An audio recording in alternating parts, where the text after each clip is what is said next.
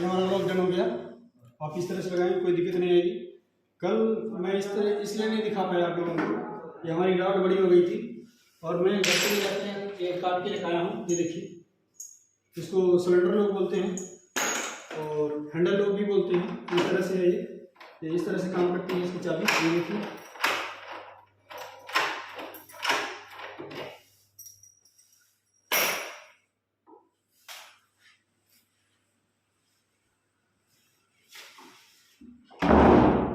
अब इसमें कट जाएगा, एकदम मस्त हो जाएगा, बहुत बढ़िया चलेगा। ये